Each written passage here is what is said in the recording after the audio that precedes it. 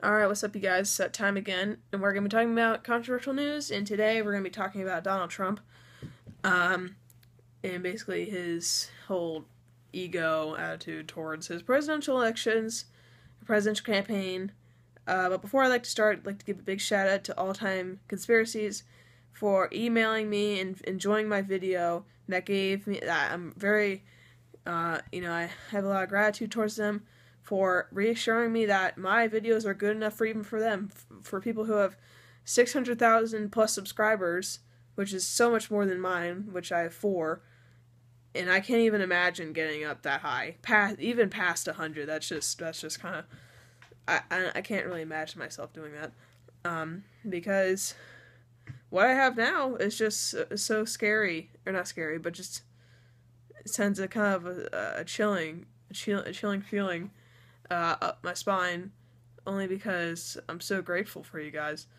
I'm not going to be like a cliche YouTuber, and it's like, my subscribers, they're everything, even though I have like 2 million plus subscribers, and I have no idea who any of you are. But, I'm glad enough to say that I know maybe a couple of you, yeah, and I've checked out your channels, and just I've enjoyed your videos. Make sure to talk about those later.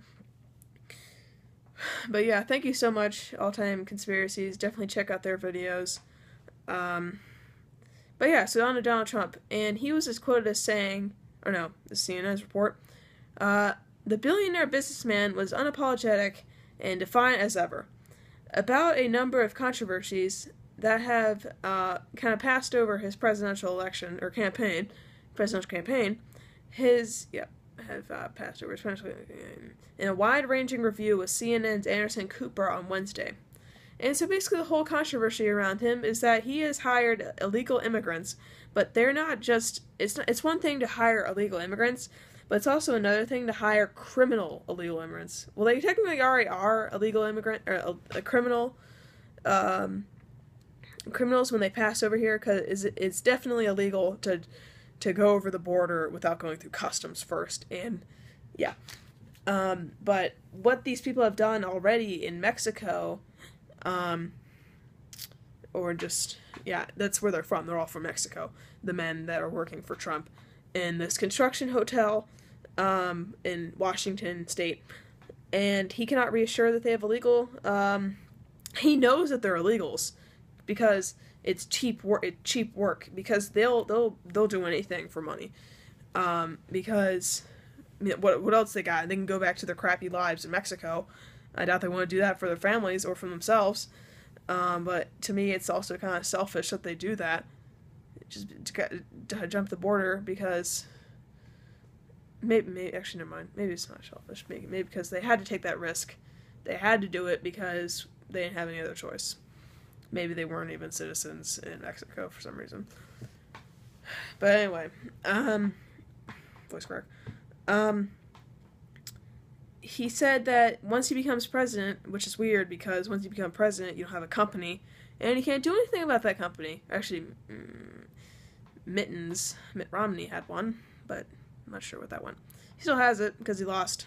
Well, yeah, that makes sense because he lost and because he still has it. But I've never heard. To me, I've never heard of a president who had such a massive business like Trump's or Mitten's before, and winning, and having to give it up or pass it on to an heir or something like that, or run on the side. But 24 hours a day, you're the president, and that's your entire job. You eat, sleep, and breathe being the president of a nation that is one of the world's superpowers and has carried the country's backs so many places, so many countries, and just through so many things. But also we've had support from other countries, and that has helped us grow and to become a country that can return that favor. So basically, you can't run this country. Yeah, it's a country, not a company. You can't play it like Monopoly. Epigraph Battles of History.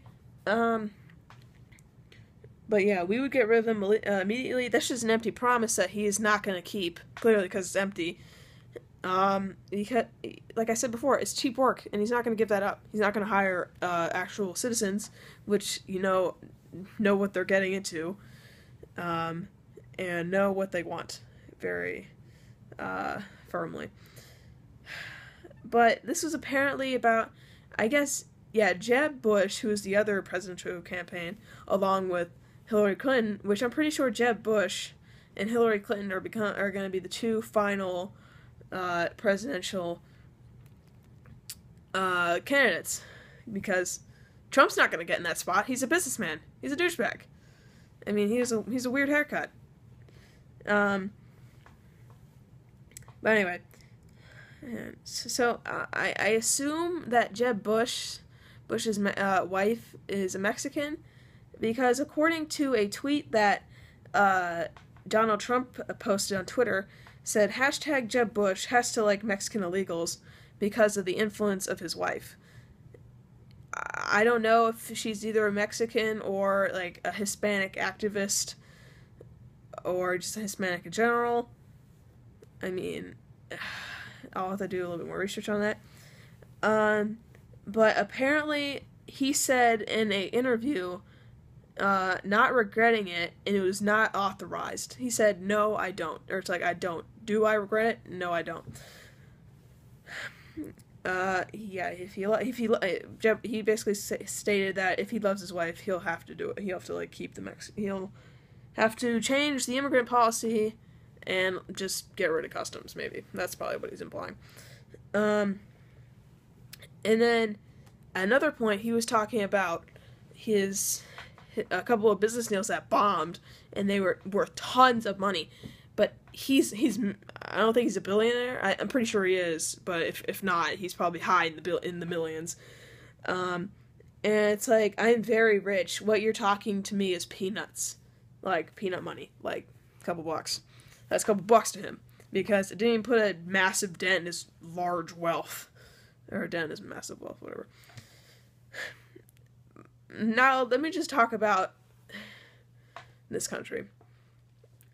We have hit on so many hard times, and we still are, because of all the racism, violence, and just, I guess, natural disasters like the drought, tornadoes, hurricanes, whatever, etc. And dealing with other countries, foreign policies, foreign affairs. That I feel like our country cannot take it that much longer if we do not get some more action. A better president, which I'm hoping that one of them actually does something, that they are harder on foreign policy, and that they'll stop everything that has happened. I know they're only human like the rest of us, but they are humans with immense power. Like Hillary Clinton, she was Secretary of State, and Jeb Bush, he's the brother of George W. Bush and the son of George H. Bush, but unfortunately George W. Bush wasn't the best president, and he wasn't a good president the way he dealt with 9/11. I mean, at first it was reassuring, because he was like, "Alright, we're gonna be fine." American heroes. And let me get back to their book reading. But I'm not an anti-American.